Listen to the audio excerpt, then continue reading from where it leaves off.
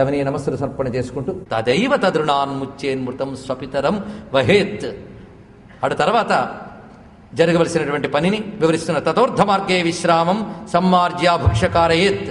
మధ్యలో శవాన్ని అప్పుడప్పుడు ఆపుతూ అక్కడున్న చోటుని శుద్ధి చేసి ఆపుతూ, మళ్ళీ అక్కడ చెప్పాడు ఎక్కడ పెడితే అక్కడ పెట్టడం కూడా కాదు, ఆ చోటుని మంత్రాదులతో కొద్దిగా శుద్ధి చేసి ఆపుతారట. అది చెయ్యకపోతే ఏమవుతుంది?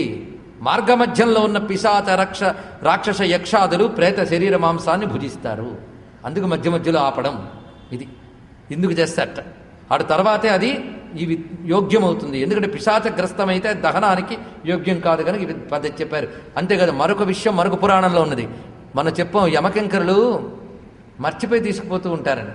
అయితే తగలబెట్టేసాక మర్చిపోవడం కాదు, ఈ లోపలే వాళ్ళకి తిరిగి గుర్తు చేయడమే ఏదో జరుగుతుంది. అంత కొంతమందికి ఒక డౌట్ వచ్చింది, తగలబెట్టేసాక వాళ్ళకి తిరిగి గుర్తొస్తే ఏం చేస్తారని.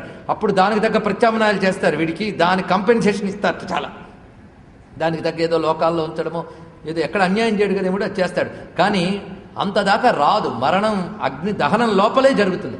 ఈ మధ్య మధ్యలో ఆపడం కూడా ఆ సందర్భం. ఒకవేళ మళ్ళీ తిరిగి వచ్చిన వాళ్ళు వేస్తాడేమోనని, ఇంత తయారు చేసిన వాళ్ళు లేచిపోయాడని బాధపడకూడదు.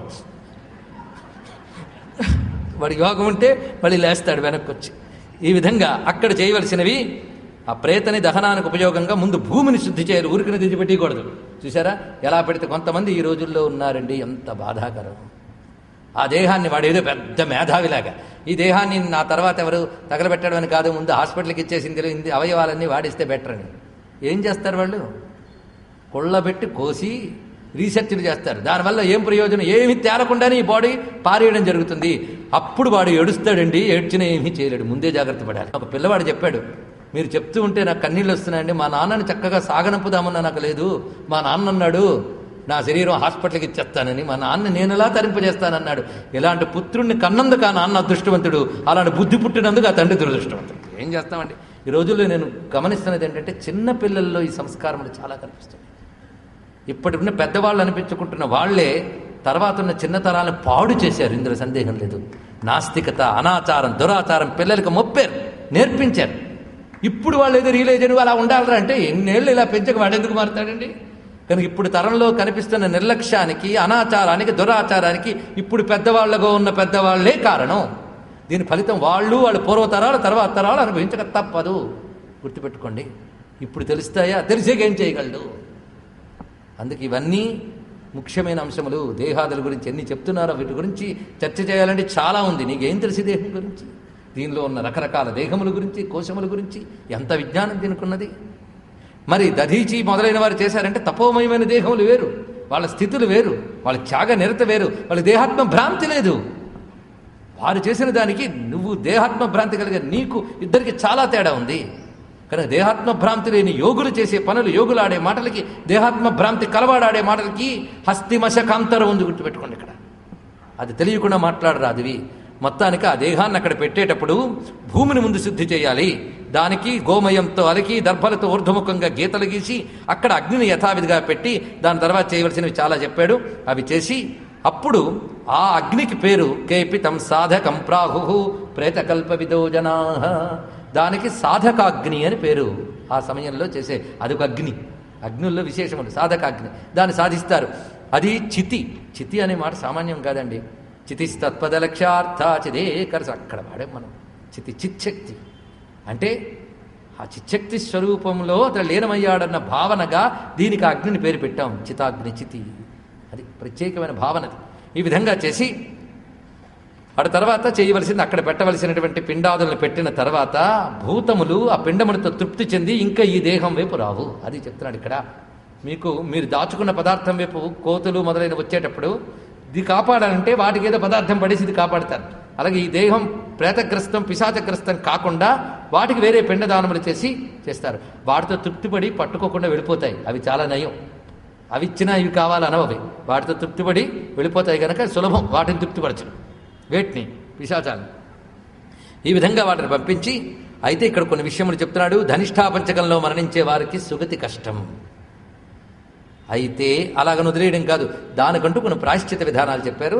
దాని ప్రకారంగా చేసుకోవచ్చు. దీనికి చాలా పెద్ద పారాగ్రాఫ్ ఉంది, కానీ ఇది తెలుసుకుంటే చాలు. ఆ విధానములు ఉన్నాయి కనుక దీని తర్వాత మరికొన్ని విశేషములు వివరిస్తూ అటు తర్వాత చేయవలసినది దహనమైన తర్వాత మీరు స్నానాదులు చేసి ఆ మృతి పొందిన వారిని నవమగోత్రాలు చెప్తూ వారిని కీర్తించాలిట. అంతేగాని పోతే పోయాడు కానీ బతుకున్నాళ్ళు ఎంత సాధించాడండి బాబోయ్ అని వాడిని తిట్టకూడదు. ఎంత పాపాత్ముడైనా ఏదో పొరపాటున వాడు ఏవో మంచి పనులు ఒకటో రెండో చేస్తుంటాడు కదా, అవి తెచ్చి కీర్తించాలట. అది ప్రత్యేకం. లేకపోతే కొన్ని ప్రమాదాలు. కనుక వాడిని ఎంతైనా పర్వాలేదండి అప్పుడప్పుడైనా మంచివాడు అని కీర్తించాలట. వాడిని కీర్తించాలి, కీర్తించి రావాలి. తర్వాత వేపాకులను భక్షించి మృతుని గుణగణాలను కీర్తించాలి.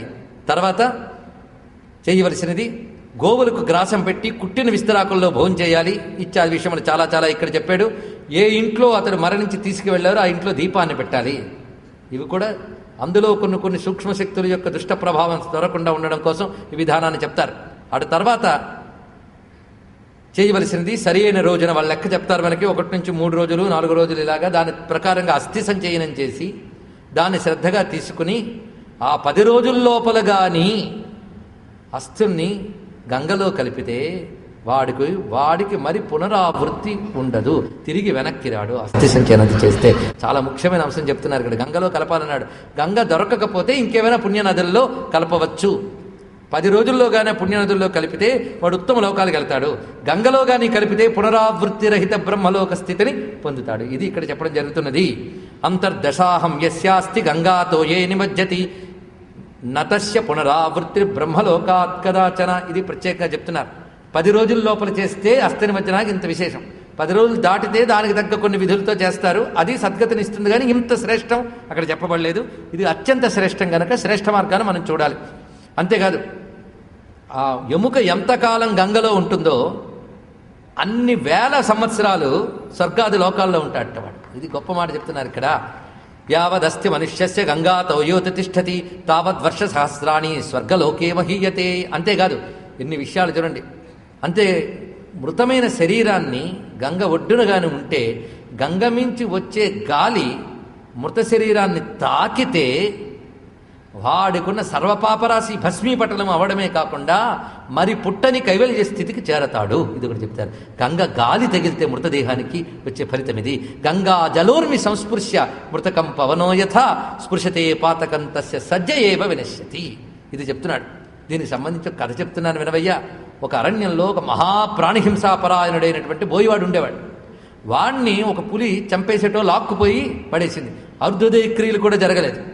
చిత్రం ఏంటంటే ఆ పడిపోయిన శరీరం ఎండిన తర్వాత ఏ ఎముకో మిగిలి ఆ ఎముక ఏ కాకో ఎత్తుకుని ఎగురుతూ ఉంటే పొరపాటున జారి గంగలో పడింది.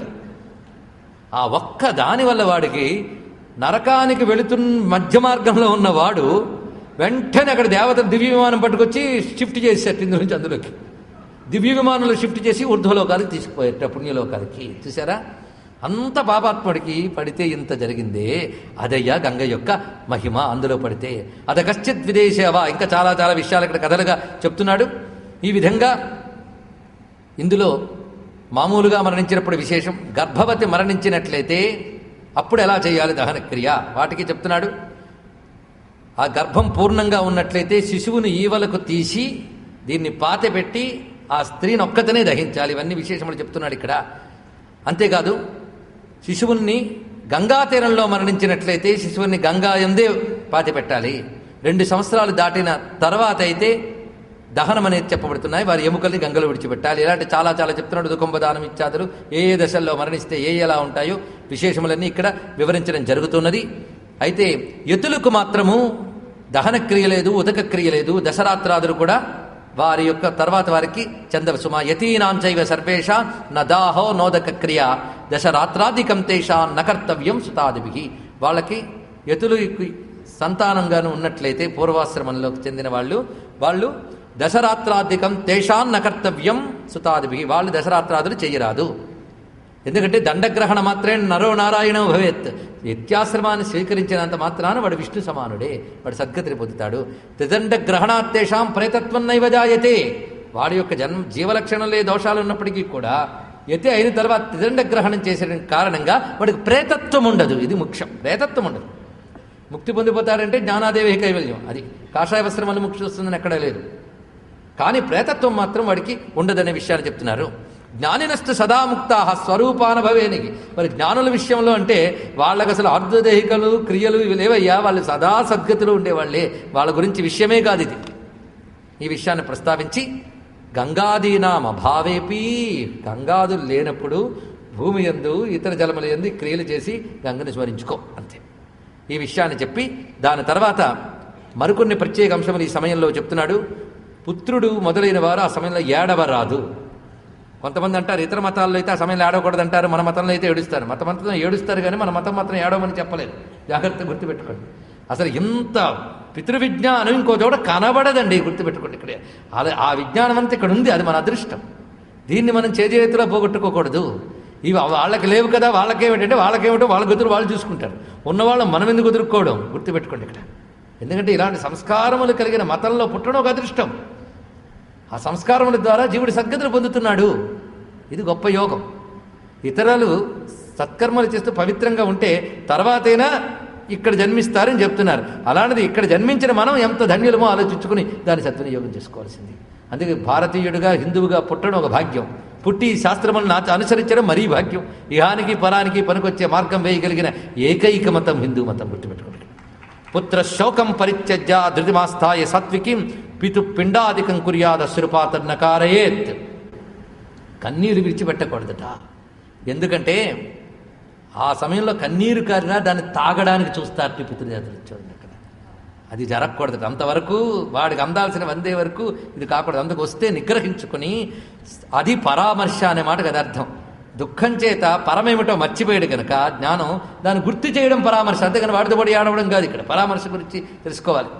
అందుకు వాడు ధైర్యం తెచ్చుకుని శ్లేష్మాశ్రు బాంధవైర్ముక్తం ప్రేతో భుంక్తే యతో అవసహ, తినాలని కూడా వాడు అనుకోట్టే. యతో అవసహ, ఆ ప్రేతము తన మీద తన కంట్రోల్ లేక ఆ పడుతున్నటువంటి ఆ దుఃఖ సమయంలో వచ్చేటువంటి శ్లేష్మము జలము వీటిని కూడా తాగాలని తాపత్రయపడతాడట. ఆ ప్రేత స్థితిలో ఉంటున్న జీవుడి స్థితి అది వర్ణనకు అందదు, భయంకరమైన స్థితి ఇది. అందుకే ఇన్ని చెప్తున్నాడు ఇక్కడ. ఈ విషయం ఇక్కడ వివరిస్తూ ఒక్కడు గుర్తుపెట్టుకో, జాతస్యక ధ్రువమూర్ఛ, అది ఎప్పుడు గుర్తుపెట్టుకో. అది గుర్తుపెట్టుకున్నప్పటికీ శోకం దేనికయ్యా? నువ్వు 1000 ఏళ్ళు ఏడ్చినా పోయినవాడు తిరిగి రాడు. అందుకు చేయాల్సింది చేయాలి తప్ప ఏడవాల్సింది లేదు. ఇది ముందు చెప్పాడు. ఎందుకంటే ఒకవేళ పుత్రుడు లేకపోతే, దీనికి చెప్తున్నాడు, వీడు తన జన్మలో ఉన్నప్పుడే వీడు నాకు తర్వాత లేవు కనుక ఇప్పుడు జాగ్రత్త పడాలని చేసుకోవాల్సినవి ఏవేవో మనం చెప్పుకున్నాం, అవి చేసుకుంటూ తర్వాత పుత్రాభావే వధు కుర్యాత్ భార్యాభావే చ సోదర భ్రాతా వా భ్రాతృపుత్రో వా సపిండ శిష్య ఏవ వా జ్యేష్ఠస్య వా కనిష్ఠస్య భ్రాతపుత్రైశ్చ పౌత్రికై. ఎవరెవరు కర్మలు చేయవచ్చో పుత్రహీనులకి చెప్తున్నారు. పుత్రులు లేని ఎడల పురుషుడు మరణిస్తే భార్య చేయవచ్చు, భార్య లేకుంటే సోదరుడు, సోదరుడు లేకుంటే శిష్యుడు, సపిండులు శ్రాద్ధం చేయడానికి అర్హులు. అంతేకాదు జ్యేష్ఠ సోదరుడు పుత్రహీనుడైతే, అంటే పెద్ద అన్నగారు అన్నదమ్ముల్లో పెద్దవాడు పుత్రహీనుడైతే కనిష్ఠుడు తర్వాత పుట్టినటువంటి వారి యొక్క పుత్రపౌత్రులు కర్మ చేయవచ్చు, పుత్రపౌత్రులు వాడికి కర్మ చేయవచ్చు. అదేవిధంగా కనిష్ఠుడు పుత్రహీనుడైతే జ్యేష్ఠుని పుత్రపౌత్రులు కర్మ చేయవచ్చు. వీడు బ్రతుకుంటే వాడికి చేయొచ్చా లేదా అని చర్చ లేదు, చేయవచ్చు. సోదరుల్లో ఒక్కడు పుత్రవంతుడైనప్పటికీ అందరినీ పుత్రవంతులే అనాలి. ఇది గొప్ప మాట చెప్తున్నాడు. మొత్తం 4 సోదరుల్లో ఒకడికి పుత్రుడు ఉంటే వీళ్ళందరినీ పుత్రవంతులు అనాలి. కానీ పుత్రులు లేనివారు వంధ్య దోషం వాళ్ళకి సంక్రమించదు, అది చెప్తున్నాడు ఇక్కడ. అందుకు ఇది ముఖ్యమైన అంశం. అందుకు పూర్వం రోజుల్లో అన్నదమ్ములు ఆప్యాయతలు ఉండేవి, అది చాలా అవసరం. ఈ రోజుల్లో మనకి భార్యాభర్తల మీద ఆప్యాయతలకే క్వశ్చన్ మార్కులు వచ్చిన రోజుల్లో ఈ అనుబంధాల గురించి ఏం తెలుస్తాయి? వీటి గురించి తెలియదు. మనం అనుకుంటాం ఈ అనుబంధాలు ఏంటంటే అని. ఏదో అనుబంధం లేకపోతే అన్నదమ్ములు కాలేరు. ప్రేమలు స్నేహాలు లేకపోవచ్చు కానీ జీవుడికున్న బంధాలు తెంచలేరు. తెంచలేని బంధం ఉన్నప్పుడే ఇవి కలుగుతాయి. అందుకు ఒకడికో లింక్ ఉంటుంది, దేహపు యొక్క బంధం. దేహబంధం ఉన్నవాడు చేసినప్పుడే ఆ దేహంలో నుంచి విడిచిపెట్టిన వాడికి అందుతాయి. అందుకే దేహం నుంచి నేరుగా వచ్చిన పుత్రపుత్రాదులకు మొదటి భాగం అయితే వీళ్ళు కూడా సోదరులే కదా, కనుక దేహ సంబంధం సామాన్యంగా ఉన్నది కనుక వాళ్ళ యొక్క సంతానానికి వీళ్ళకి లింక్ ఉంటుంది, తెంచుకుంటే పోదు. అందుకే ఏం చెప్పాడంటే తన ద్రవ్యాన్ని, తాను కష్టపడి సంపాదించిన ద్రవ్యాన్ని తల్లిదండ్రులకు ఇచ్చేవాడు చాలా పుణ్యుడు, సోదరులకు ఇచ్చేవాడు ఇంకా పుణ్యుడు అని చెప్పారు. అది గొప్ప విశేషం అండి, ఇది గుర్తుపెట్టుకో. అందుకే రామచంద్రమూర్తి రామాయణంలో ఒక మాట అంటాడు. లక్ష్మణుడు భరతుల మీద కోపంతో ఉన్నప్పుడు రాముడు ఒక మాట అంటాడు, నీకు భరతుడికి శత్రుఘ్నుడికి లేని సుఖం నాకొద్దు, మీకు లేని సుఖం నాకొస్తే ఆ సుఖం తగలబడుగాక అన్నాడండి. చూసారా? అందుకు అన్నదమ్ముల పట్టు ఉండవలసిన అనుభూతిది. అన్నదమ్ములకి నా మీద లేదండి, వాళ్ళకి నీ మీద లేకపోయినా నువ్వు వాళ్ళని అన్నదమ్ములను ఆప్యాయత ఆత్మీయత లేకపోతే లేకపోవచ్చు, కానీ ధర్మం గుర్తుపెట్టుకోండి. ధార్మికులైన వాళ్ళు స్నేహపాసంతో రాగపాసంతో ఏది చెయ్యరు, ధర్మబంధంతో చేస్తారు. గుర్తుపెట్టుకోండి, ధర్మం కోసం చేస్తారు. వాళ్ళు ధర్మం కోసం చేస్తారు. వాళ్ళకి అటాచ్మెంట్లు ఉన్నాయి అనడానికి లేదు. ధర్మం, నీకు ఆత్మీయత లేకపోవచ్చు, ధర్మం ఉంటుంది. వాడు గ్రహించాడా, కృతజ్ఞత ఉందా అనవసరం నీకు. చూసేవాడు ఒకడు లిస్టు రాసేవాడు ఉన్నాడు, వాడు చూస్తాడు. గుర్తుపెట్టుకోండి. అందుకే ఇవన్నీ ముఖ్యమైన అంశములు. అందుకే సర్వే తేన పుత్రేణ పుత్రిణో మనురబ్రవీత్. మనువు చెప్పిన మాట ప్రకారం చెప్తున్నాం. భ్రాతృణాం ఏకజాతానాం ఏకశ్చేత్ పుత్రవాన్ భవేత్. ఇది ధర్మశాస్త్ర వాక్యం, ప్రమాణం. అందుకు ఇక్కడ విశేషంగా చెప్తున్నాడు. సర్వేషాం పుత్రహీనానాం మిత్రపిండం ప్రదాపయేత్. ఎవడు ఈ పిండ ప్రదానాలు చేయడానికి లేకపోతే మిత్రుడు చేయవచ్చు. అర్ధోదేహ క్రియలు, నేను చెప్పుకున్న అర్ధోదేహ క్రియలు, వీరెవరైనా అర్ధోదేహ క్రియలు చేయొచ్చు. పుత్రేణ కర్తవ్యం. అయితే కుమారుడు ఉన్నప్పుడు మాత్రం తండ్రికి కుమారుడు చేయాలి. జ్యేష్ఠ కుమారుడు వీడు చాలా ముఖ్యంగా చేయాలి. ఈ ముఖ్యంగా దశదిన సపండీకరణం వరకు కూడా కర్తృత్వాధికారం జ్యేష్ఠపుత్రుడు వహించి చేస్తూ ఉంటే మిగిలిన పుత్రులు సహకరిస్తూ ఉంటారు. అసలు చేయాల్సిందంతా కర్త తడే. ఇది చెప్తున్నారు. అయితే ఈ తర్వాత ఒక విషయం కొంతమంది అడిగిన చెప్తున్నాను. తదనంతరం ఆబ్దికాదులు చేసినప్పుడు వస్తాయి కదా, ఎప్పుడూ కలిసి పెడతామంటే అన్నదమ్ములకు కుదురుతుందా? వీళ్ళు వయస్సులు పెద్ద అయిపోతుంటాయి, చెరుకు స్థానములు కుదరదు అంటే దానికి చెప్తున్నాడు. ఏకేనైవిత కార్యాణి సంవిభక్త ధనేష్వపి విభక్త్రైస్తు పృథక్ కార్యం శ్రాద్ధం సంవత్సరాధికం. ఒకసారి విభక్తులైన తర్వాత ఈ ప్రత్యాబ్దికాలని వేరువేరుగా పెట్టాలి, కానీ మళ్ళీ కలిసి ఆచరించకూడదు. ఇక్కడ మరొక విషయం, మా అన్నదమ్ముడు పెట్టట్లేదండి, నేను పెట్టచ్చా అని కొందరు అడుగుతారు. నేను ఇక్కడ ఉన్నటువంటి మహాత్ముల యొక్క అనుజ్ఞతను చెప్తున్నాను. నీ పై వాళ్ళు పెట్టకపోయినా నువ్వు పెట్టాలి. ఇది గుర్తుపెట్టుకోవాలి. పెట్టి తీరాలి. వాళ్ళు పెట్టలేదు కదా, నేను పెట్టలేదు, బాగుంది, మా అన్నయ్య పెట్టండి నేను పెట్టనంటే ఇద్దరు కలిసి భ్రష్టులేరు. ఒకడైనా అయ్యాడు కదా, నువ్వు తరించాలి. అర్థమైంది? మళ్ళీ ఏ జీవుడు కా జీవుడే లింక్. ఈ విధంగా తస్మాత్ యథావిధి జ్యేష్ఠో దశరాత్రం సమాచరేత్. దశరాత్రం చేయాలి. ఈ చేసేటప్పుడు ఏం చేయాలి ఇక్కడ చెప్తున్నాడు. ఒంటిపూట భోజనం, భూషయనం, బ్రహ్మధ్యానం అంటే పరమాత్మ ధ్యానము చేసుకోవాలి. ఈ 10 రోజులు కర్మ చేస్తే, అదేవిధంగా ఏడాది ఆబ్దికాదులు చేస్తే అది ఇచ్చే పుణ్యం ఎలాంటిదో చెప్తున్నాడు. మనం అనుకుంటాం ఇదేదో చెడు కర్మని. ఇవాళ ఎవరో ఉదయం అడిగారు, పితృకర్మ చేసే మరుసటితో దేవుళ్ళని తొడవాలా కడగాలని. చాలా తప్పమ్మా. పితృకర్మ అశుభం అనే భావం ముందు తీసేయండి మనస్సులోంచి. మృతి మీద మనకున్న భయాలు చెల్లా చెదిరిపై ప్రధాన్ని అశుభంగా చూడడం మొదలవుతున్నాయి. ఇది పెద్ద దౌర్భాగ్య స్థితి. ఇక్కడ వివరిస్తున్నది ఏమిటి అంటే, ఎవరైతే ఈ దశదిన కర్మ కానీ తదితరమైన పితృకర్మలు చేస్తారో వాళ్ళకి 7 పర్యాయాలు భూప్రదక్షిణం చేస్తే ఎంత పుణ్యం ఉంటుందో అంత ఉంటుంది. ఇది చెప్తున్నాడు ఇక్కడ. అందుకు సప్తవారం పరిక్రమ్య ధరణిం యత్ ఫలం లభేత్ క్రియం కృత్వా పితృమాతు తత్ఫలం లభతే మతః. తల్లిదండ్రులను ఉద్దేశించి కర్మ చేసేవాడికి అంత ఫలితం ఉంటుంది సుమా. అంతేకాదు, ఎవడైతే దహనం నుంచి ప్రథమాబ్దిక పర్యంతం అంటే దహనం మొదలుకొని మొదటి ఆబ్దిక అంటే సంవత్సరీకాలు అయ్యే వరకు కర్మ చేస్తాడో ఆ కుమారుడికి గయాశ్రాద్ధ ఫలం లభిస్తుంది. అది కూడా వివరిస్తున్నాడు. తావత్ పుత్ర క్రియాం కుర్వన్ గయాశ్రాద్ధ ఫలం లభేత్. అందుకు ఇక్కడ చేయవలసిన విధానములు మరికొన్ని చెప్పాడు. అవి సాధారణంగా విధుల్లో చేయిస్తున్నవి కనుక వాటి విషయాలకు మనం వెళ్ళట్లేదు. అంతేకాదు, ప్రేతను ఉద్దేశించి ఆ 10 రోజుల్లో ఏది చేసినా ప్రేతకు వెళుతుంది. అన్నం, వస్త్రం, జలం, ద్రవ్యం అన్యద్వా దీయతే చయత్ ప్రేత శబ్దేన యద్దత్తం మృతశ్యానంతజాయకం. ఆ 10 రోజులు పూర్తయ్యే వరకు సపిండీకరణం వరకు మాత్రమే ప్రేత అనే శబ్దం వాడాలి.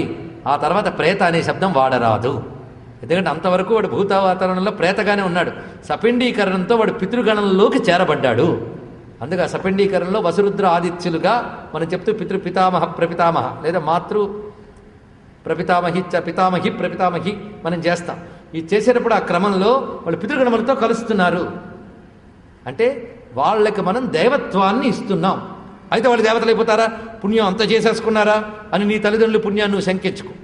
ఇక్కడ విశేషం ఏంటంటే, ఇకపై వాళ్ళను ఉద్దేశించి ఏది చేసినా ఈ వసురుద్రాదిత్యాత్మక పితృగణములు నిన్ను ఉద్ధరిస్తూ ఉంటారు. అది లింక్ పెట్టడం అర్థం. అర్థమైంది కదా. వీళ్ళని పితృగణంలో చేర్చావు. అప్పటి నుంచి పితరులు అనాలి, ప్రేతలు అని రాదు. ఇప్పుడు ఈ మాట అనాలో అది ఇంత రహస్యములున్న జ్ఞానానికి చిన్న మెరుపులే నేను చెప్తున్నానండి. అసలు లైట్ చూపిస్తే కళ్ళు మిరుమిట్లు కొలుపుతాయి. అంత గొప్ప జ్ఞానం ఉంది ఇందులో, గుర్తుపెట్టుకోండి ఋషులు ఇచ్చిన దాంట్లో. అద్భుతమైన జ్ఞానాన్ని ఇస్తున్నాడు. మెరుపులకే ఆశ్చర్యం కలిగితే అఖండమైన తేజస్సుంది ఇందులో, కానీ భరించాలా? అది అందుకే ఇక్కడ చెప్తున్నది. ఈ విధానములు దీని ప్రకారంగా చేయవలసినవి వివరించాడు. ఆ సపిండీకరణ విధానాన్ని కూడా చాలా విశేషంగా చెప్పాడు. ఇవి ఆయా సంప్రదాయముల ప్రకారంగా తెలుసుకోవలసింది. మొత్తానికి అపుత్రస్తు స్వయం కృత్వా సుఖం యాంతి పరాగతిం. కనుకనే ప్రతివాడు కూడా తాను బ్రతుకున్నప్పుడు కొన్ని చేసుకోవాల్సినవి, పోయిన తర్వాత చేయాల్సినవి రెండూ ఇక్కడ చెప్పాడు కదా. బ్రతుకున్నప్పుడు చేయవలసిన సత్క్రియలు, పోయిన తర్వాత చేయవలసినవి కూడా దానములు చెప్పబడుతున్నాయి. ఆ దానములు కూడా దశదినము తర్వాత చెప్తారు. దశదిన పర్యంతం కొన్ని మంత్రములు చెయ్యకుండానే చేస్తాం. దశదినం తర్వాతే మంత్రములు వాడటం కూడా విధానములు కనబడతాయి. అప్పటి నుంచి ప్రేతత్వం పోతుంది కనుక వాటిని వినియోగిస్తారు. ఆ దశదిన సమయంలో తత్సంబంధీకులందరూ ధర్మోదకాలు ఇవ్వడం ఉంది. అయితే ఎవరికి ఎంతకాలం అశౌచం అనేది చెప్పారు. విప్రులకైతే ఎంత, క్షత్రులకైతే ఎంత అంటే ఆ యుగాల్లో అని చెప్పాడు. ఈ యుగంలో మాత్రం కలియుగంలో సర్వవర్ణములు వారికి దశదినములే అనే ప్రమాణాన్ని ఇక్కడ చూపిస్తున్నాడు. యుగభేదం బట్టి మారుతుంది. అందరూ ఒకేలా ఉంటారు నేమో నాకు తెలియదు విధానములు, కానీ మొత్తానికి దశదినములు వీళ్ళకి విధించబడుతుంది. అపుత్రస్తు స్వయం కృత్వా సుఖం యాతి పరాంగతిం. ఇక వృషోత్సర్గము మొదలైన చేయమని చెప్తున్నారు. వృషోత్సర్జనం అంటే తెలుసు కదా, వృషభాన్ని తీసుకుని వచ్చి దాన్ని శాస్త్ర ప్రకారంగా అచ్చు ఆ విధానములు చేసి వృషోత్సర్జనం చేస్తారు. ఈ పద్ధతులు ఇక్కడ పెద్దలకి చాలా మందికి తెలుసు, పెద్దలను అడిగి తెలుసుకోవచ్చు. వృషోత్సర్జన విధానం చెప్తున్నాడు. ఈ వృషోత్సర్జనం చేసినటువంటి వాడు సద్గతిని పొందుతాడు. పితరులను ఉద్దేశించి వృషోత్సర్జనం చేస్తారు. తర్వాత వాళ్ళు చేస్తారో లేదో అని తెలియకపోతే నీకు నువ్వే వృషోత్సర్జనం చేసుకోవచ్చు అన్నాడు ఇక్కడ. ఆ వృషోత్సర్జనంతో పాటు ఆత్మశ్రాద్ధం తతకుర్యాద్ దద్యాద్దానం ద్విజన్మని ఇక్కడ ఆత్మశ్రాద్ధం గురించి చెప్పారు. అది చెయ్యాలి అంటే మాత్రం తదనంతరం కొన్నిటికి సిద్ధపడే చెయ్యాలి. ఇది విధానం. కానీ వృషోత్సర్జనం అపుత్రస్తు స్వయం కృత్వా సుఖం వ్యాధి పరాంగతి. పుత్రకులు లేని వాళ్ళు వృషోత్సర్జనం చేసుకున్నట్లయితే వాళ్ళకి పరాగతికి సందేహం ఉండదు సుమ. ఎప్పుడు చేయాలి? వాడు తనకు బుద్ధి పుట్టిన తర్వాత ఎప్పుడైనా సక్రమంగా శాస్త్ర విధానంగా చేయాలి. కనుక శాస్త్ర విధానం ఏంటో చాలా ఇక్కడ చెప్పబడుతున్నది. అది పెద్దల ద్వారా అడిగి తెలుసుకోవాల్సిందే. భర్త మృతి పొందితే ఆ స్త్రీ ఔర్ధ్వదేహికములు, ప్రత్యాబ్దికములు, మహాశ్రాద్ధము ఆచరించాలి పుత్రులు లేనప్పుడు. ఆ భార్య పతివ్రత అనబడుతుంది. ఇది గుర్తుపెట్టుకోండి. ఇప్పుడు సహగమనాది విషయములు ఉన్నాయే, అలాంటి మాటలు చెప్పరాదు.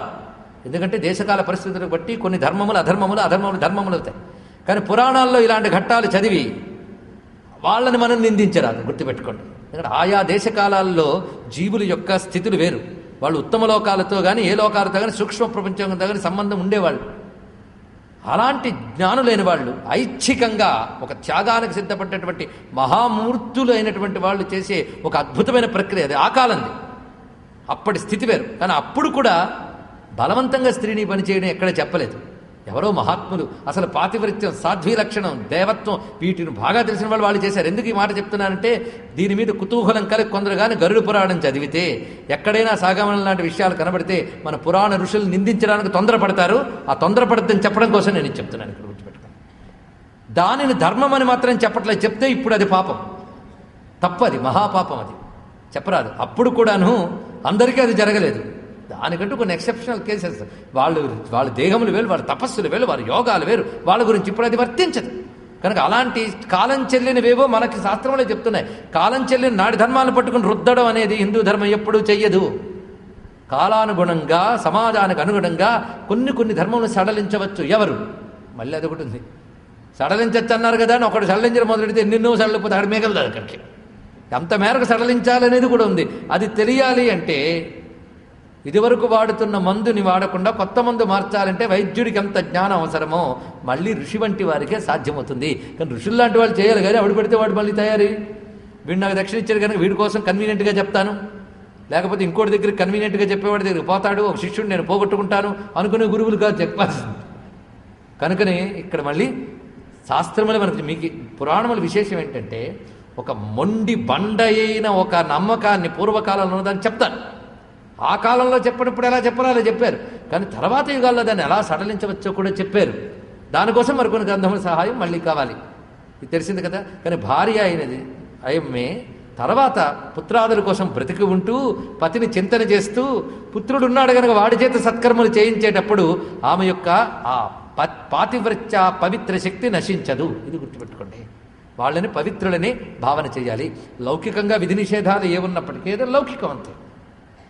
కానీ వాళ్ళ యొక్క హృదయం మాత్రం శుద్ధమైనది కనుకనే వాళ్ళ శుద్ధతను మనం గౌరవిస్తూనే గంగా భాగీరథి సమానంగా పవిత్రంగా చూస్తాం.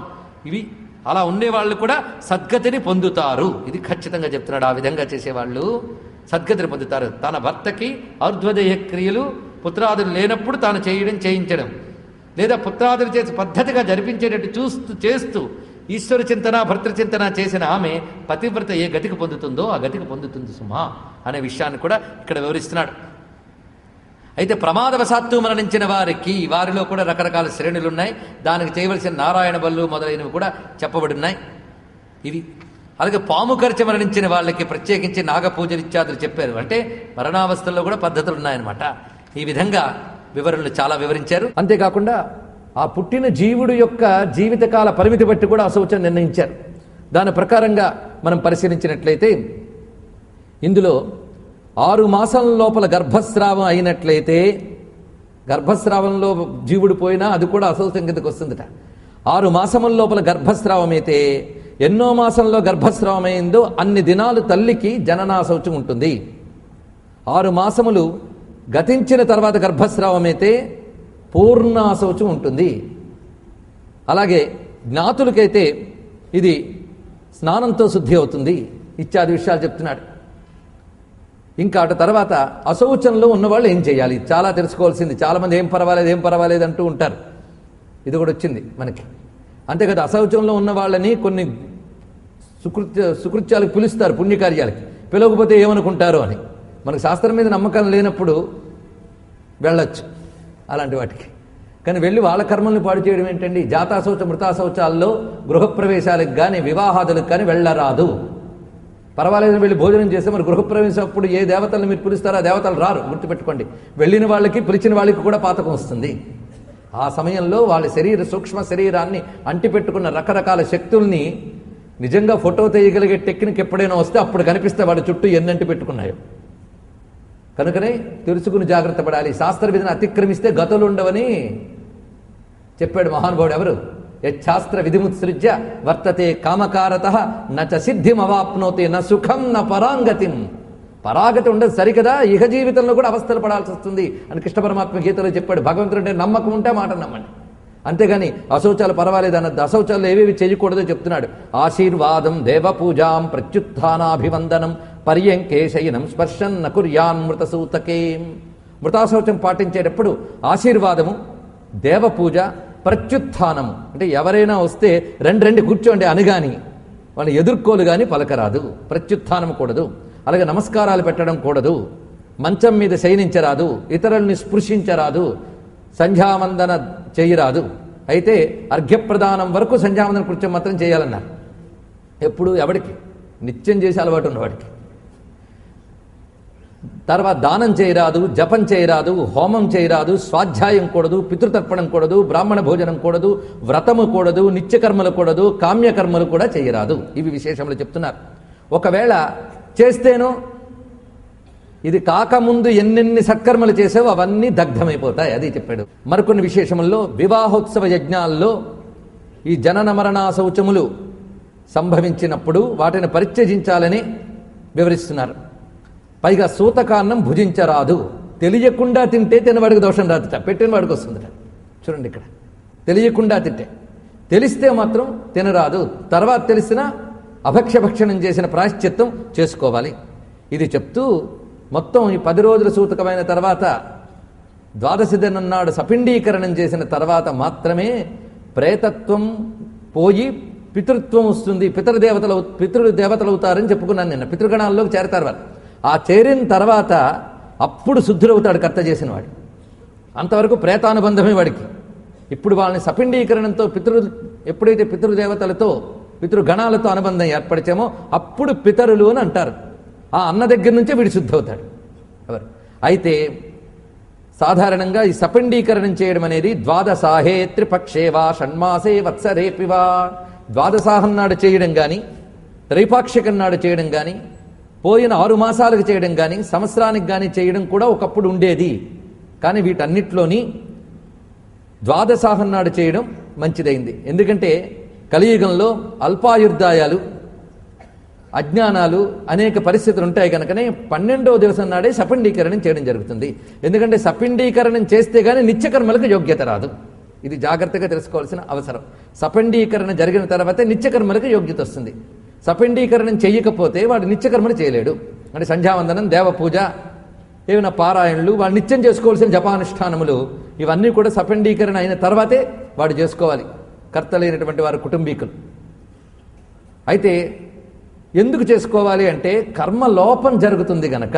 అంటే సంవత్సరం పాటు చేయకుండా ఉంటే కర్మలోపం జరుగుతుంది. నిత్యకర్మకు లోపం ఏర్పడకుండా ఉండడానికి గాను 12వ దినమున సపిండీకరణం చేయడం కూడా మరొక కారణము అన్నారు ఇక్కడ.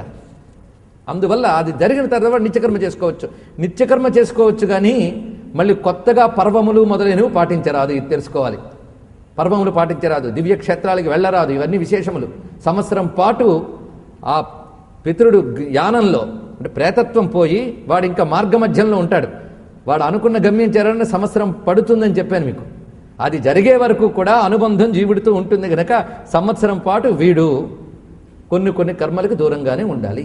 ఇది చెప్పబడుతుంది. ఏం పర్వాలేదండి అనేవాళ్ళు చాలామంది ఉండొచ్చు కానీ గరుడ పురాణం మాత్రం ఏం పర్వాలేదండి అనట్లేదు. అదేం చెప్తుందో అది చెప్పడం నా బాధ్యత కనుక అందులో ఉన్నది మీకు వివరిస్తున్నాను. ఈ విధంగా ఈ సపండీకరణం మహిమ గురించి చాలా విశేషంగా చెప్పారు. అది శాస్త్ర విధుల ద్వారా మనం తెలుసుకుంటున్నది. దాని తర్వాత 10 రోజుల లోపల అస్థి సంచయనం చేసుకుని అటు తర్వాత వాడు వెళ్ళి అస్థి నిమజ్జనం, అస్థికల్ని కలపడం గురించి చెప్పుకున్నాను నేను. 10 రోజుల లోపల చేస్తే చాలా శ్రేష్టం. తర్వాత కూడా చెయ్యవచ్చు కానీ దానికి కావలసిన విధులు మరికొన్ని ఉన్నాయి. ఇది కాక గయాశ్రాద్ధం మొదలైనవి మాత్రం సంవత్సరానంతరం మాత్రమే చేయాలి, సంవత్సరం లోపల చేయాలని లేదు.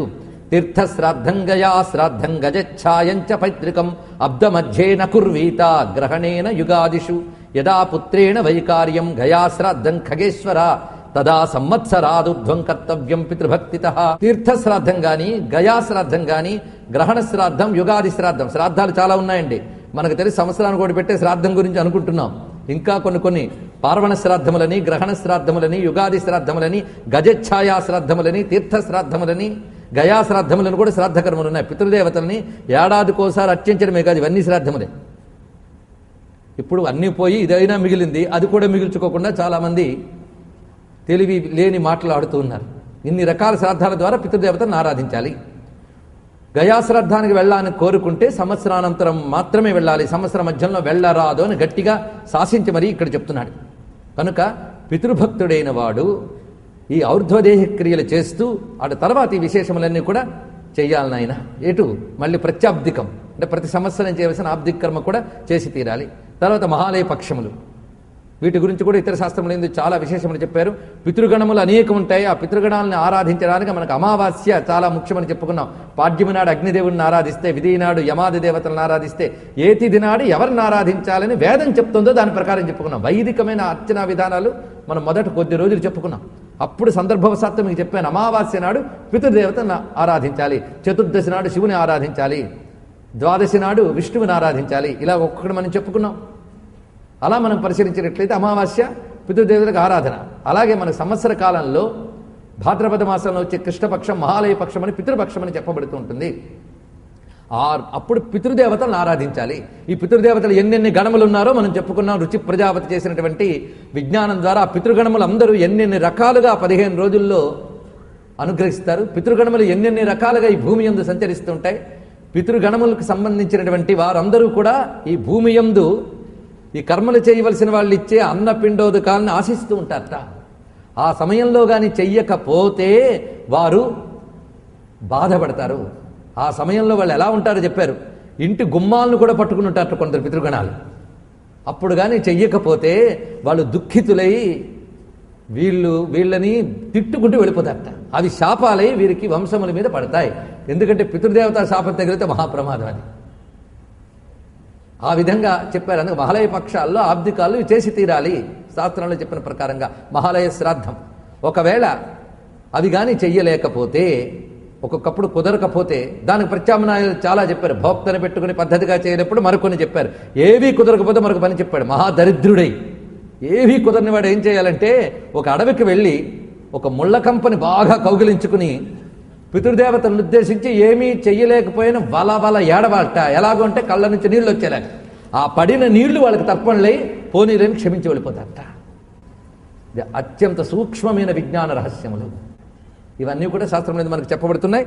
అందుకు ఇక్కడ ఇవి చెయ్యడం చేత వాళ్ళు పుత్రులకి పితృముక్తి ప్రదాయకం అవడమే కాకుండా పుత్రులకి పితృరుణం తీర్చుకున్నటువంటి భాగ్యం లభించి వాళ్ళు ఉన్నతమైన స్థితికి వెళతారు. అంతేకాదు పితృదేవతలను ఆరాధించే వాళ్ళు దరిద్రంలో ఉంటే ఆ దరిద్రం పోయి ధనం వస్తుందట, అనారోగ్యంలో ఉంటే అనారోగ్యం పోయి ఆరోగ్యం వస్తుందట. వంశంలో ఎవరికి ఏ బాధలున్నా సరే పితృదేవత ఆరాధన వల్ల తొందరగా ఆ బాధలు నివారణ అవుతాయి అని వివరిస్తున్నాడు. ఇప్పటి వరకు చెప్పినటువంటి ఈ పితృయజ్ఞ విధానములు వివరించి దీనిని విన్నా, ఇంతవరకు చెప్పుకున్న పితృయజ్ఞముల గురించి అంటే నిన్న ఇవాళ మొన్న మనం చెప్పుకున్న ఇవి గాని వింటే నిర్ధరోపి నరః కచ్చిద్ యస్ శృణోతి కథామిమాం సోపి పాప విన్ముక్తో దానస్య ఫలమాప్నుయాత్. గొప్ప విశేషాన్ని చెప్పాడు. ఎవరి శ్రద్ధతో అంటే ఇవి నిజమేనా కాదా ఇలాంటి డౌట్లు కాకుండా శాస్త్ర విషయములందు నమ్మకంతో దీన్ని శ్రద్ధగా వినటువంటి వారు పాపముల నుంచి నిర్ముక్తులై ఉత్తమమైన దానములు చేసినటువంటి ఫలితాన్ని పొందుతారు. అంతేకాదు వాళ్ళు ఇంతవరకు చేసిన పితృకర్మల్లో లోపములు ఏవైనా ఉన్నా ఆ పితృగణములు క్షమించి అనుగ్రహిస్తారు. వీటికున్న విధానములు ఇంత చక్కగా వివరించాడు. అంతేకాదు ఇది శ్రద్ధగా విన్నటువంటి వాళ్ళు విష్ణుని యొక్క అనుగ్రహం చేత ఉత్తమ గతులు పొందుతారు సుమా అనే ప్రస్తావన సూత పౌరాణికులు చేసి తర్వాత విషయాన్ని వివరిస్తున్నారు. ఈ విషయంలో గరుత్మంతుడు ప్రశ్న అడిగేట, నారాయణ సపండీకరణం అయిపోయిన తర్వాత వాడింకా ప్రయాణం మొదలు పెడతాడు, ఇంకా పితృగణంలోకి వెళ్ళిపోయాడు, ప్రేతత్వం వాడికి లేదు, ఒప్పుకుంటాం. పితృగణంలోకి వెళ్ళిపోయిన తర్వాత మనం వాళ్ళని ఉద్దేశించి పూజ చేస్తూ ఇక్కడ వీడున్నాడు, వాడి కర్మ కొద్దీ ఏ లోకాలకు వెళ్ళాలో ఆ లోకాలకి వెళుతూ ఉన్నాడు. దానితో వీడికి ఇప్పటి వరకు ఈ జీవుడితో అనుబంధం పోయింది కదా. అటువంటిప్పుడు వీళ్ళు పెట్టేటువంటి ప్రత్యబ్ద శ్రాద్ధములు ఇవన్నీ కూడా ఎవరికి చెందుతాయి, ఎవరికి వెళుతుంది? ఎందుకంటే వాడు దేవలోకాలకు వెళ్ళి దేవతలతో సమానంగా భోగాలు అనుభవించవచ్చు, లేదా నరకలోకాతుల్లో బాధపడుతూ ఉండవచ్చు, లేదా మానవ జన్మో పక్షి జన్మో వృక్ష జన్మో ఎత్తవచ్చు. వాడు ఏ జన్మ ఎత్తాడో ఎవరికి తెలియదు. అటువంటిప్పుడు వీడు పెట్టేది ఈ పెట్టిన అన్నం వాడికి ఎలా వెళుతుంది? ఇది సాధారణంగా చాలామందికి వచ్చే సందేహం. మనకేవి మిగల్చలేదని అన్ని చెప్పాడు, మనం చదవలేదు, తెలుసుకోలేదు, అదొక్కటే బాధ. ఎందుకంటే మనకి చాలా జీనియస్లో ఇప్పుడు వచ్చింది ఈ ప్రశ్న అనుకుంటాం. ఈ పాడి మేధావితనం ఆనాడు సౌనకాది మహర్షులకు ఉంటుందా? కనుక వాళ్ళు కూడా అడుగుంటారు. అంతెందుకు గరుత్మంతుడు అడిగాడు అంటే ఆయనకు తెలియదని కాదు, మన కోసం ఆయన అడిగాడు, మన కోసం విష్ణువు చెప్తున్నాడు. ఎంత చక్కటి వివరణిస్తున్నాడో చూడండి. ఇందులో ముఖ్యమైన విషయాలు ఉన్నాయి. శ్రాద్ధంలో ఇచ్చేటప్పుడు పితృగణాలని ఉద్దేశించి ఇస్తున్నారు. పితృగణాల గురించి మీకు చెప్పాం. ఇంకా జీవుడు ఎక్కడున్నప్పటికీ కూడా వాడి బాగోగులు చూసుకునే గణములు పితృగణములు. ఆ పితృగణాలు వాడు బాగోగులు చూసుకునేటట్టు సపండీకరణం తర్వాతే జరిగినది. సంవత్సర కాల ప్రయాణం తర్వాత వాడు ఏదో ఒక లోకంలో స్థిరపడతాడు. సాధారణంగా కొందరు ముక్త జీవులు సాధనలో తీవ్రమైన వాళ్ళు తక్షణం వెళ్తారు, వాళ్ళ గురించి వదిలేయండి.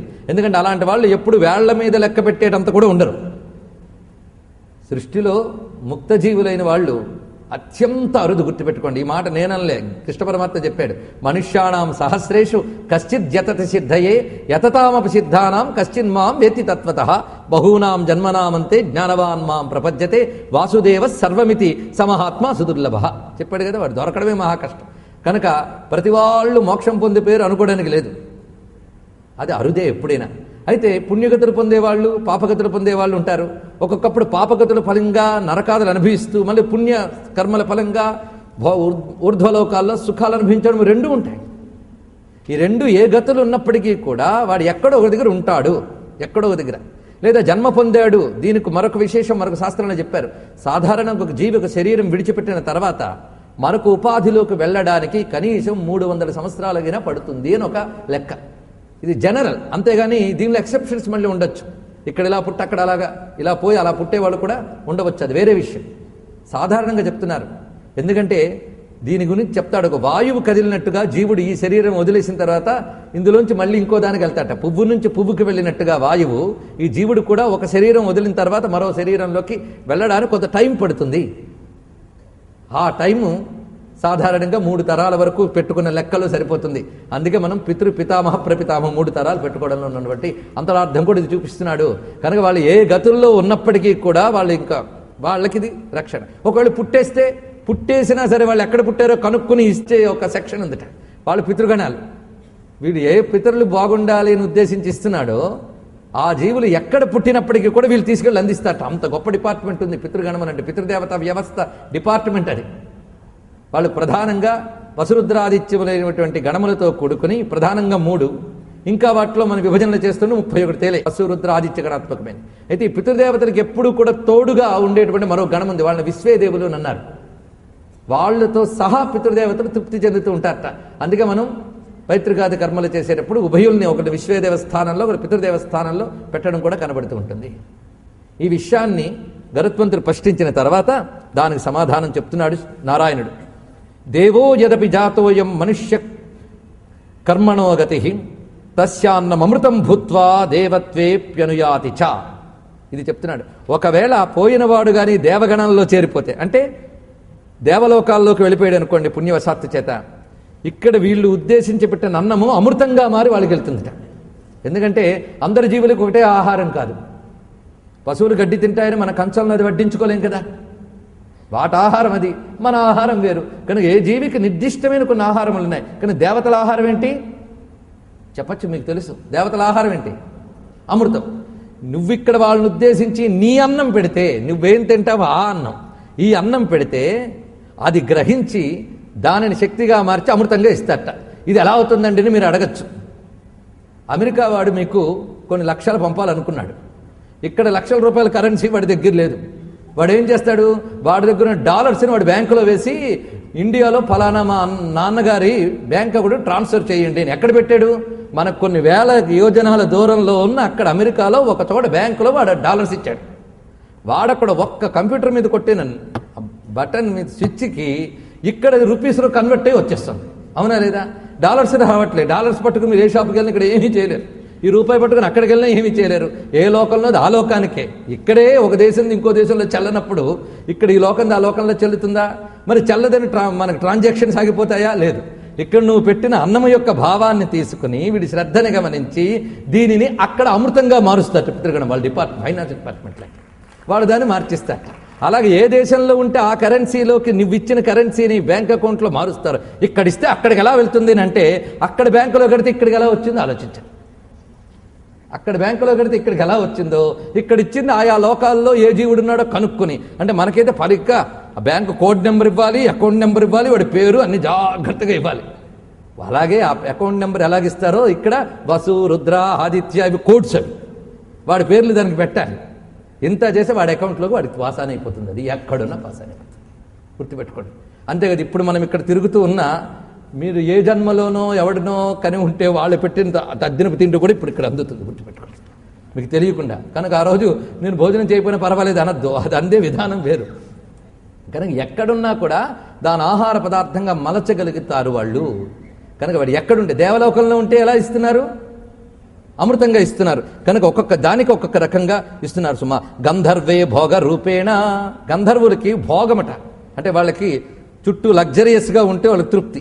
వీళ్ళు పెట్టినటువంటి ఆ పిండంలో ఉన్న శక్తిని ఈ పితృగణములు ఎలా మారుస్తారంటే వాళ్ళకు అనుగుణమైన భోగములుగా మార్చుతారట. పైగా పశువులుగా ఉంటే పశుత్వే చ తృణం భవేత్. పశుత్వంలో ఉంటే ఎలా అయింది?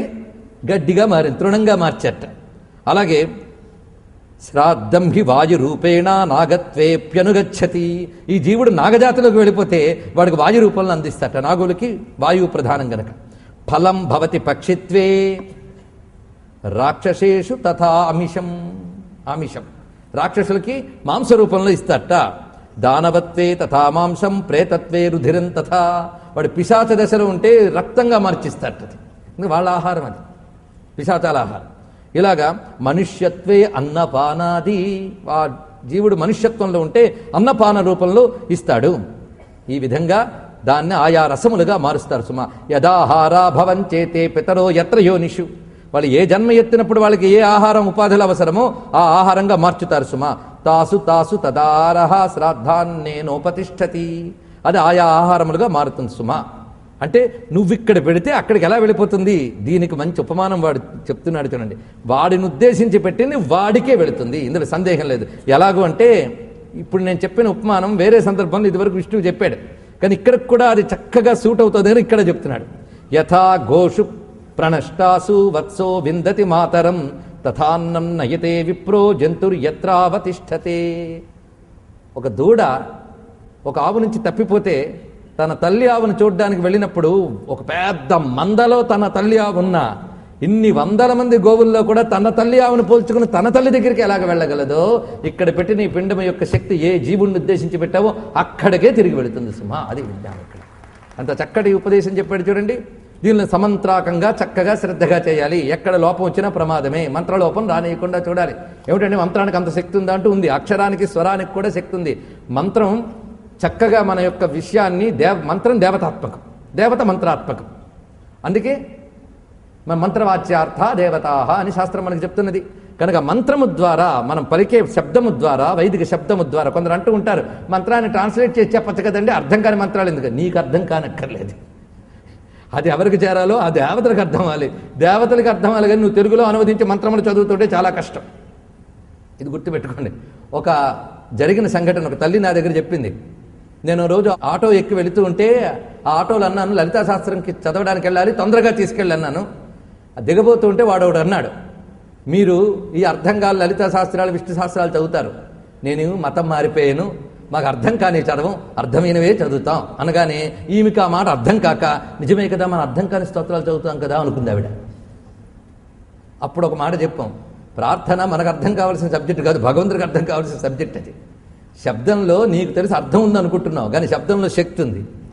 శక్తి ఉన్న శబ్దాన్ని మంత్రం అంటారు. అదృష్టవశాత్తు ఆ మంత్రమయమైనటువంటి ఆరాధనా విధానం హిందువులకి మాత్రమే ఉన్నది, గుర్తుపెట్టుకోండి. ఇక్కడే శక్తి ఉంది. అందుకే పెళ్లి మంత్రాలను ట్రాన్స్లేట్ చేసి చెప్తాను, అప్పుడు పిశాచాలు రావడానికి బాగుంటుంది కానీ దేవతలు రారు, గుర్తుపెట్టుకోండి. అక్కడ దేవశక్తి రావాలి. దేవశక్తే మంత్రం ద్వారా వచ్చి రక్షిస్తుంది కర్తని వాళ్ళందరినీ కూడా. మంత్రంలో ఏది లోపం లేకుండా వెళ్ళాలట. ఎక్కడ చిన్న లోపం వచ్చినా వెళ్ళడం కష్టం. దీని గురించి కొందరికి సందేహం రావచ్చు. మీరు ఇక్కడ ఈమెయిల్లో కానీ దేంట్లోనే కానీ కొట్టేటప్పుడు ఒక్క డిజిట్ తేడా వచ్చినా వెళ్ళదు, ఒక్క అక్షరం తేడా వచ్చిన ఆల్ఫాబెట్ తేడా వచ్చినా వెళ్ళదు. ఎందుకు వెళ్ళలేదండి? ఒక్క ఆల్ఫాబెట్ తేడా వస్తే మెసేజ్ వెళ్ళట్లే, ఇక్కడే నీకు తెలుస్తుంది. అలాగే ఒక్క స్వరం అక్షరం లోపం వచ్చినా వెళ్ళవలసింది వెళ్ళదు, గుర్తుపెట్టుకోండి. ఈ వ్యవస్థ అంత గొప్పది. అందుకే సైన్స్ డెవలప్ అవుతున్న కొద్దీ హిందూ మతం చాలా సులభంగా అర్థమవుతుందట. అంటే విజ్ఞానానికి తట్టుకుని నిలబడగలిగిన ఏకైక మతం హిందూ మతం. అందుకు మళ్ళీ మాట చెప్తున్నాడు. ఇందులో విషయాన్ని జగ్గా వివరిస్తున్నాడు. అటు తర్వాత ఆత్మానం గుర్విణి గర్భమపి ప్రాణాతి వయ్యథా దోహదేన తథా దేవా శ్రాద్ధై స్వాంశ్చ పితృనృణాన్. కడుపులో పెట్టుకున్న బిడ్డకి అన్నం పెట్టాలి అంటే కడుపు చీల్చుకుని అన్నం పెట్టే తల్లి తాను నోట్లో వేసుకోవడం వల్ల ఇలా వెళుతుందో ఈ పితృగణముల తల్లుల్లాగుంటూ ఈ జీవులకు అందిస్తారు సుమా అన్నాడు. ఎంత చక్కటి మాట చెప్పాడండి. ఉదాహరణ అందుకు దీనికి కానీ అనేక రకముల ప్రక్రియలు పితృదేవతలకు ఇవ్వడానికి రకరకాల ప్రక్రియలు మనకు చెప్పారు. అంతేకాదు రకరకాల పితృలు వాళ్ళ స్థాయిలు బట్టి ఉంటాయి. ఎందుకంటే పితృదేవతలు అంటే అందరికీ గౌరవమే, కానీ పితృగణాలు అనేక రకం ఉన్నాయి. ఇందాక చెప్పాను 300 సంవత్సరాలకు జన్మ తీసుకుంటారని. కొన్ని వేల సంవత్సరాలైనా జన్మలు లభించక అల్లల్లాడుతున్న వాళ్ళు ఉన్నారు. వాళ్ళు కొన్ని కోరుకుంటారట. మనం స్నానం చేసే బట్ట నీరు పిండుతూ ఉన్నప్పుడు ఆ నీరు కోరుకునే కొన్ని పితృగణాలు ఉంటాయి. అవి ఉత్తమ స్థితికి వెళ్ళిన జీవులకి అక్కర్లేదు, అది అవి కోరుకునే వాళ్ళు ఉంటారు. అన్నం తిన్నాక ఎంగిలి నీరు విడిచిపెట్టేటప్పుడు కూడా అది కోరుకునే వాళ్ళు కొందరు ఉంటారు. వాళ్ళెవరంటే నా భయంకరమైన నరకాల్లో పచ్యమానమైపోతూ బాధపడుతూ లెక్క కందరి సంవత్సరాల నుంచి ఉంటారు. పద్మ అర్బుద నివాసినామన్నాడు. ఇక్కడ పద్మార్బుద సంఖ్యలు అంటే మీకు తెలిసా, లెక్క పెట్టడం కూడా కష్టం. 1 కోటి వరకు వెళ్ళగలం. కొన్ని కోట్లు కలిస్తే పద్మ, దానికి కొన్ని కోట్లు కలిస్తే అర్బుద. ఇన్ని సంవత్సరాలు నరకాల్లో బాధపడుతున్నటువంటి జీవులు ఉంటారట. ఆ సమయంలో ఎన్ని తరాలు గడిచిపోతాయో మనకు తెలియవు, కానీ వాళ్ళు అక్కడ బాధపడుతూ ఉన్న వాళ్ళు ఉంటారు. వాళ్ళకు కూడా నువ్వు ఇవ్వాలి. దానికి గాను కొన్ని క్రియలు చెప్పారు.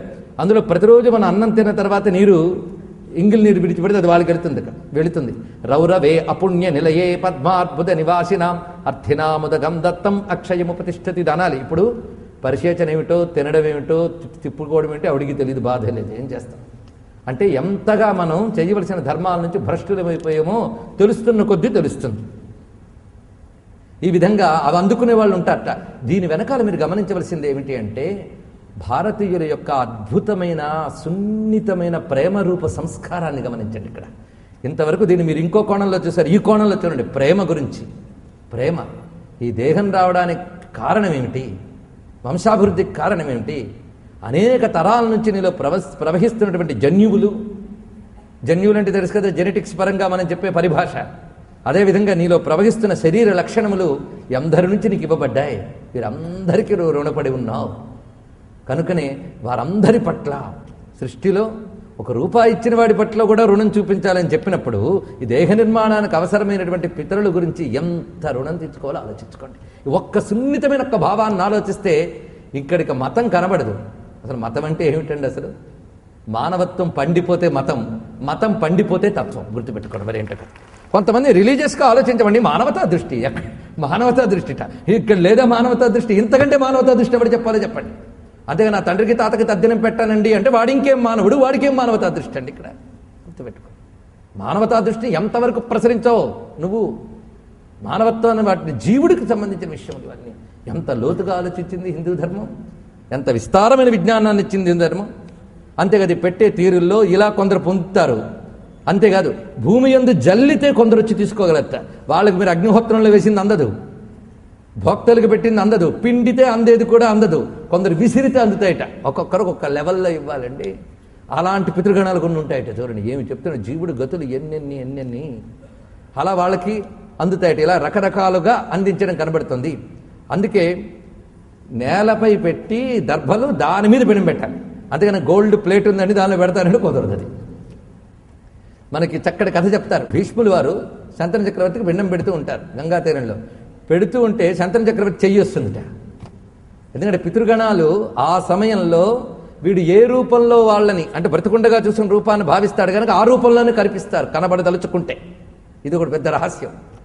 మన ముత్తాతే అవచ్చు, కానీ వాడు ఏ రూపంలో ఉండేవాడో మీరు పూజించేటప్పుడు ఆ రూపంలోనే ఆ శక్తి కనిపిస్తుంది అక్కడ. ఇది ఒక విశేషం. నీకు చూడగలిగితే. కానీ ఆ చెయ్యి కనబడింది రండి భీష్ముడికి. కనబడినప్పుడు ఎవరిని ఉద్దేశించి పెడుతున్నాడు, వాడి చేతుల్లోనే పెట్టవచ్చు కదా అనుకున్నట్ట. కానీ ఆయన అక్కడ పెట్టలేదు, దర్భ మీద పెట్టేట. శభాష్ అన్నట్టు ఆయన. నువ్వేం చేస్తావో చూద్దామని శాస్త్ర ప్రకారం ప్రవర్తిస్తావా లేకపోతే నీ తర్కం ఉపయోగిస్తావా అని చూశానన్నాడు. ఇప్పుడు శాస్త్ర ప్రకారం ప్రవర్తించాడు. పిండం దర్భ మీద పెడితేనే అందుతుంది, అంతేగాని చెయ్యి పట్టుకొచ్చినా ఇవ్వడానికి వీల్లేదు. ఎందుకంటే పిండం వాడికి ఇవ్వడు. ఈ ఇచ్చిన పిండాన్ని తద్గతమైన శక్తి వాడు ఆహారంగా మార్చాలంటే అక్కడే ఇవ్వాలి. అంతే. అర్థమైంది కదా? అది దానికి ఉన్నటువంటి అంతరార్థం. ఈ విషయంలో మహాభారతంలో కూడా ఈ శ్రాద్ధ విధానాలన్నీ కూడా చెప్పారు. అక్కడ శ్రాద్ధం గురించి చెప్పారు కనుక అది కూడా చదవకూడదని మాత్రం అనద్దు దయచేసి. అయితే ఇంకో విశేషం, ఇలా ఒక్కొక్కరికి ఒక్కొక్క స్థితి చెప్తున్నాడు కదా. అలాగే అగ్నిహోత్రంలో పెట్టింది కొందరికి అందుతుంది, కాకికి పెట్టింది కొందరికి అందుతుంది, దాని తర్వాత దర్భపై పెట్టింది కొందరికి అందుతుంది. ఒక విషయం చెప్పాం. అంతేకాదు భోక్తకి పెట్టినప్పుడు కొందరికి అందుతుంటాయట. ఆయా లోకముల యందు వాళ్ళు ఉండే స్థితి బట్టి ఇవన్నీ. అందుకే అన్ని రకాలుగా చెయ్యాలి మనం పద్ధతి. ఇది ఒకటని కాదు. అయితే భోక్తని పిలిచేటప్పుడు ఎలాంటి భోక్తని పిలవాలో కూడా చెప్పారు ఇక్కడ. అయితే ఈ భోక్తని పిలవడం, చెయ్యడం, వాళ్ళకి తగ్గ విధానంగా పెట్టడం అందరికీ కుదరదు కనుక అది కుదరని వాళ్ళకి ప్రత్యామ్నాయాలు స్వయం పాకాదులు ఇచ్చుకోవడం, నమస్కారం చేసుకోవడం వాళ్ళకి చెప్పారు. భోక్త నిమంత్రణం చేసినప్పుడు ముందు రోజు రాత్రి వెళ్ళి భోక్తకి చెప్పాలట. ముందు రోజే వెళ్ళాలి. రేపు మీరు భోక్తగా వస్తున్నారు అనగానే ఆ భోక్త ఆ రోజు రాత్రి భోజనం చేయకూడదు, మరుసటి రోజు పితృభోజనం చేసే వరకు కూడా భోజనం చేయకూడదు, ఆ రాత్రి కూడా తినకూడదు. ఇప్పుడు కర్తలు కూడా తినేస్తున్నారు, బాధాకరం. తెలియదు మనకి.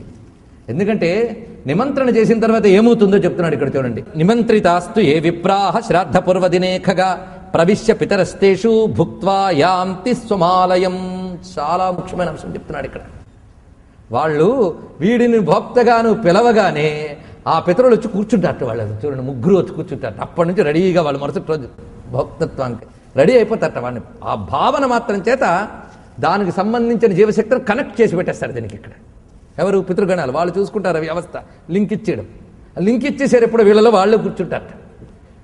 ఆ కూర్చున్న దగ్గర నుంచి వాళ్ళు ఉంటారు కనుక మధ్యలో ఏం పెట్టినా ఈ భోక్తకి తర్వాత పెట్టేది అందరు. అందుకు వాడు కూడా ఉండాలి. అంతేకాదు కర్త కూడా ఏమీ తినరాదు. ముందు రోజు రాత్రి అతడు ఉపవాసం చేసుకోవాల్సిందే. మరుసటి రోజు భోక్తలు తినే వరకు, వారిది పూర్తయ్యే వరకు, వాళ్ళకి చేయాల్సిన విధులు చేసే వరకు వీడు జలం కూడా ప్రాశించరాదని చెప్పారు ఇక్కడ. చూడండి, వీడికి వాడికి అదే ఇది. కానీ ఈ రోజుల్లో హోటల్లో టిఫిన్ చేసి భోక్తలుగా వచ్చేవాళ్ళు కూడా కనిపిస్తున్నారు. పెద్ద దౌర్భాగ్యకరం. ఇంకా వాళ్ళని దగ్గర పెట్టుకుని కాపలా కాచుకుంటూ కూర్చోవాలి. చెప్పాను కదా, నిన్ననే బతిమాలుకున్నాను. చేయించే వాళ్ళు కూడా శ్రద్ధ చూపిస్తే చేసే వాళ్ళకి నమ్మకం పెరుగుతుంది. అది చెప్తున్నది. ఈ విధంగా చెప్పారు. అంతేకాదు అది అయిపోయిన తర్వాత రాత్రి ఫలహారాలు చేయడం కూడదు. కర్తకి కూడదు, భోక్తకు కూడా కూడదు. అందుకే చెప్తారు, రాత్రికి మళ్ళీ ఆకలి వేయకుండా తృప్తిగా తినండి అని చెప్తారు వాళ్ళకి. ఇది ఆ రోజు అయ్యాక మరుసటి రోజు స్నానంతో అది వదిలిపెడుతుంది. అక్కడ కనుక ఎలా వచ్చి కూర్చుంటారు అంటే వెంటనే అన్నాడు గరుత్మంతుడు, మీరు చెప్పారు కానీ ఆవహించారు వాళ్ళకి అనేది ఎవడైనా చూసిన వాడు ఉన్నాడా అన్నాడు. అంటే వెంటనే మన గరుత్మంతుడు కూడా నాస్తికంగా అడిగాడు అనుకుంటామా? అంటామా? మనలో ఎవడైనా నాస్తికుడు ఉంటే వాడికి ముట్టుకే పెట్టడానికి గరుత్మంతుడి ప్రశ్న వేశాడు అనుకోవచ్చు. ఎంత చక్కగా అడుగుతున్నాడు చూడండి. ఎవరైనా చూసిన వాళ్ళు ఉన్నారా అంటే విష్ణుమూర్తి నవ్వి నా అవతారంలో జరిగిన కథ చెప్తా వినన్నాడు. చాలా గొప్ప విషయం ఈ కథ.